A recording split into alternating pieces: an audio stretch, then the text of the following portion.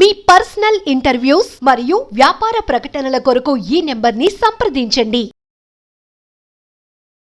నమస్తే, welcome to మనం TV. కొంతమంది డైలీ 2 సార్లు బ్రష్ చేసి సరే వాళ్ళ నోటి నుంచి దుర్వాసన వస్తుందంటూ తెగ ఇబ్బంది పడుతూ ఉంటారు. ఎదుటి వ్యక్తులతో మాట్లాడేటప్పుడు కూడా వాళ్ళ మూతికి అయితే మాత్రం వాళ్ళు చేయి అడ్డు పెట్టుకొని మాట్లాడుతూ ఉంటారు. ఎందుకు అంటే వాళ్ళ నోటి నుంచి వచ్చే దుర్వాసన వస్తుందని వాళ్ళకి కొంచెం ఒక రకమైన గిల్టీ ఫీలింగ్తో అయితే వాళ్ళు ఉంటారు. అసలు నోటి నుంచి 2 సార్లు బ్రష్ చేస్తున్నా సరే దుర్వాసన ఎందుకు వస్తుంది, ఇలాంటి దుర్వాసన రాకుండా ఎలాంటి జాగ్రత్తలు తీసుకోవాలి, వీటికి ఏమైనా చిట్కాలు ఉంటాయా అనే విషయాలు అయితే మాత్రం మనతో మాట్లాడడానికి ప్రముఖ డెంటల్ డాక్టర్ అయినటువంటి లహరి గారు ఉన్నారు. ఆవిడతో మనం మాట్లాడదాం. మేడం నమస్తే. మేడం అసలు రెగ్యులర్గా చాలా మంది 2 times బ్రష్ చేస్తూ ఉంటారు, అయినా సరే వాళ్ళ నోటి నుంచి దుర్వాసన వస్తుంది. ఎదుటి వాళ్ళతో మాట్లాడేటప్పుడు కూడా కొంచెం డిబేట్గా మాట్లాడడం కానీ ఏమంటే ఒక రకమైన దుర్వాసన, బ్యాడ్ స్మెల్ వస్తుంది అని చెప్పడం జరుగుతుంది. అలా బ్యాడ్ స్మెల్ రాకుండా ఉండాలంటే ఎలాంటి జాగ్రత్త తీసుకోవాలి? బ్రష్ చేస్తున్నాము కూడా అంటున్నారు, అసలు బ్రష్ చేస్తున్నప్పుడు ఎక్కడ మిస్టేక్స్ చేస్తూ ఉంటారు మేడం వీళ్ళందరూ కూడా? నమస్తే అండి. బ్యాడ్ స్మెల్ అసలు రావడానికి కారణాలు ఏంటో మనం తెలుసుకుందాం. ముందు బ్యాడ్ స్మెల్ 2 విధాలుగా రావచ్చు. అంటే డెంటల్ రిలేటెడ్ ప్రాబ్లమ్స్, నోటిలో ఉన్న సమస్యల వల్ల బ్యాడ్ స్మెల్ వస్తుంది. అదేవిధంగా జనరల్ హెల్త్ ప్రాబ్లమ్స్, అంటే మన జనరల్ బాడీలో ఏదైనా ప్రాబ్లం ఉన్నా కూడా మన నోట్లోంచి బ్యాడ్ స్మెల్ వస్తుంది. ఓకే, ఫస్ట్ డెంటల్ ప్రాబ్లమ్స్ అంటే మన నోట్లో ఏదైనా పళ్ళ మీద గార పట్టినా, లేకపోతే నాలుక మీద పాచి అది ఎక్కువగా ఏర్పడినా కూడా బ్యాడ్ స్మెల్ వస్తుంది. అండ్ మోర్ ఎవర్ అల్సర్స్, అంటే నోట్లో పుండ్లు అంటారు, ఆ పుండ్లు వచ్చినా కూడా బ్యాడ్ స్మెల్ వస్తుంది. పళ్ళల్లో పుచ్చిపమ్ము అంటే అక్కడక్కడ పుచ్చిపోతూ ఉంటాయి, అది ట్రీట్మెంట్ చేయించుకోకుండా చాలా కాలం అలా వదిలేస్తూ ఉంటారు. అంటే ఇంట్లో కూడా మనకి ఏదైనా బ్యాక్టీరియా చేరిన ఫుడ్ని వదిలేస్తే మనకి ఎలా బ్యాడ్ స్మెల్ వస్తుందో, అలాగే పళ్ళల్లో కూడా బ్యాక్టీరియల్ ఇన్ఫెక్షన్ ఉన్నప్పుడు మనం దాన్ని ట్రీట్మెంట్ చేయకుండా లాంగ్ టైం అలా వదిలేస్తే అది కూడా బ్యాడ్ స్మెల్ని రీజన్ అవుతుంది. సో ఇలా నోట్లోంచి బ్యాడ్ స్మెల్ రావడానికి డెంటల్ సమస్యలు అయితే ఇవి. జనరల్ హెల్త్ ప్రాబ్లమ్స్కి వస్తే మనకి స్టమక్ ఇన్ఫెక్షన్స్ ఏమైనా ఉన్నా, అంటే కడుపులో ఏమైనా సమస్యలు ఉన్నా, గ్యాస్ట్రిక్ ప్రాబ్లమ్స్ ఉన్నా బ్యాడ్ స్మెల్ వస్తుంది. అలాగే లంగ్లో మనం తీసుకునే శ్వాసలో కూడా ఏదైనా బ్యాక్టీరియల్ ఇన్ఫెక్షన్స్ ఉన్నా కూడా నోట్లోంచి బ్యాడ్ స్మెల్ వస్తుంది. ఇంకా బ్యాడ్ స్మెల్ అంటే మనం జనరల్గా ఉపవాసాలు చేసేవాళ్ళు రెగ్యులర్గా, వాళ్ళ నోట్లోంచి కూడా బ్యాడ్ స్మెల్ వస్తుంది. ఇది ఎందుకంటే ఎయిర్ ఫ్లో ఉండదు వాళ్ళకి. ఇప్పుడు మనం తింటున్నప్పుడు న్యాచురల్గా మనం ఎయిర్ని కూడా స్వాలో చేస్తాం చూయింగ్ ప్రాసెస్లో. సో ఎయిర్ ఫ్లో ఉండడం వల్ల మనకి స్మెల్ అనేది రాదు. సో ఉపవాసం చేసినప్పుడు ఫుడ్ తీసుకోం కాబట్టి ఆ టైంలో బ్యాడ్ స్మెల్ వస్తుంది. మేడం ఎక్కువ వాటర్ తాగితే బ్యాడ్ స్మెల్ అనేది తగ్గుతుంది మేడం?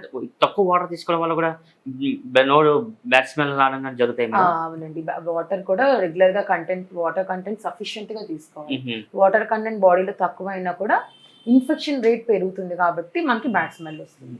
మేడం ఒక పుచ్చిపళ్ళు వచ్చినప్పుడు కూడా నోట్ నుంచి బ్యాడ్ స్మెల్ వచ్చే అవకాశం ఉన్నాయి మేడం, అసలు ఎలా ఉంటుంది మేడం అది పుచ్చిపళ్ళు వచ్చినప్పుడు?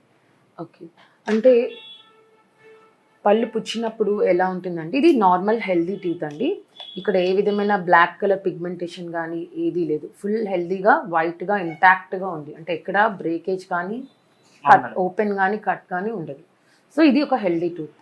ఇక్కడ చూస్తే బ్లాక్ కలర్ స్పాట్ కనిపిస్తుంది, అంటే ఇది పుచ్చినట్టు. ఈ పుచ్చు ఎక్కడ వరకు వ్యాపించింది అన్న దాన్ని బట్టి ట్రీట్మెంట్ ప్లాన్ మారుతూ ఉంటుంది. సో ఈ పుచ్చు స్టార్ట్ అయిందంటే అక్కడ బ్యాక్టీరియా వచ్చి చేరింది అని అర్థం. దీని వల్ల కూడా బ్యాడ్ స్మెల్. మేడం అసలు బ్యాడ్ స్మెల్ వచ్చిన పర్సన్స్ ఇంట్లో ఏమైనా చిట్కాలు ఉంటాయి మేడం? అంటే ఇంట్లో హోమ్ రెమెడీస్ కానీ వాడడం కానీ అలాంటి ఉంటుందా మేడం? అంటే హోమ్ రెమెడీస్ అంటే మనం మౌత్ ఫ్రెషనర్, మామూలుగా మన బయట దొరికే మౌత్ ఫ్రెషనర్ వాడచ్చు. ఇంట్లో అయితే మనం యాలకులు, లవంగాలు అలాంటి స్పైసెస్ ని నోట్లో ఉంచుకోవడం వల్ల స్మెల్ ని మనం టెంపరీగా దూరం చేయొచ్చు. అది టెంపరీ రిలీఫ్ మాత్రమే. అంటే మాకు పర్మనెంట్ రిలీఫ్ కావాలంటే ఖచ్చితంగా డెంటల్ డాక్టర్స్ ని మీరు కన్సల్ట్ చేయాల్సి వస్తుంది. అంటే మీరు చెప్పడం కూడా జరిగింది, అంటే స్టమక్ లో కానీ ఏవైనా వ్యర్థాలు ఉన్నా సరే అవి బ్యాడ్ స్మెల్ కింద వస్తాయి అన్నారు. అవి మనం ఎలా గుర్తించడానికి ఏమన్నా వీలుంటుందా మేడం? అంటే ఓరల్ క్యావిటీ అంటే మన నోరు ఏంటంటే మన బాడీలో ఉన్న ప్రతి అవయం యొక్క ఇన్ఫెక్షన్ కానీ దాని హెల్త్ రేట్ని కానీ ఓరల్ క్యావిటీలో మనకు చూపిస్తుంది. ఫస్ట్ మనకు ఓరల్ క్యావిటీలో తెలుస్తుంది, అదొక సిగ్నల్ మాట, నీకు బాడీలో ఒక ప్రాబ్లం ఉంది, you go and have a checkup అని నోరు మనకు ఒక సిగ్నల్ ఇస్తుంది. సో మీకు బ్యాడ్ స్మెల్ వచ్చినప్పుడు okay you have some infection అని మీ డాక్టర్ని మీట్ అవ్వడానికి హెల్ప్ అవుతుంది. మేడం ఇప్పుడు చాలా మంది డైలీ 2 టైమ్స్ బ్రష్ చేస్తున్నాం అని చెప్పి చెప్తూ ఉంటారు. అవును. అయినా సరే స్మెల్ పోవట్లేదు అని కూడా చెప్పడం జరుగుతుంది. అవును. అసలు వాళ్ళు బ్రష్ ఎన్ని రోజులకు మారుస్తే బెస్ట్ అంటారు మేడం? బ్రష్ ఖచ్చితంగా 3 months కి ఒకసారి మార్చాలండి. ఒకవేళ బ్రష్ ముందే పాడైనట్టయితే ఆ బ్రిజిల్స్ రఫ్ గా అయిపోతే ఇంకా ముందే మార్చేయాలి. అంటే 1 month కి మార్చినా కూడా తప్పులేదు. బట్ 3 months దాటి ఒక బ్రష్ ని మనం ఎప్పుడు యూజ్ చేయకూడదు. ఇది ఇలాగా నోటి దుర్వాసన వస్తుంది అంటే మీరు టెంపరీ సొల్యూషన్స్ చెప్పారు. అంటే వాళ్ళు కొంతమంది కూడా 3 times 4 times అలా ఎక్కువ సార్లు బ్రష్ చేయడానికి కూడా కొంతమంది ఇంట్రెస్ట్ చూపిస్తుంటారు. అంటే ఆ నోటి దుర్వాసన భరించలేక ఎదుటి వాళ్ళతో మాట్లాడినా వస్తుంది. సో అలా ఎక్కువ సార్లు బ్రష్ చేస్తే ఏమైనా టీత్కి ఏమైనా ఎఫెక్ట్ అవుతుంది మేడం? ఖచ్చితంగా అండి. అన్నిసార్లు ఎప్పుడు బ్రష్ చేయకూడదు. Brushing only 2 times a day చేయాలి. అది కూడా ప్రతిసారి 2 minutes to 3 minutes అంతే. అంతకు మించి ఎక్కువసేపు చేయకూడదు బ్రష్. దానివల్ల ఈ పైన ఉన్న ఎనామిల్ అన్నది అరిగిపోతూ వస్తుంది.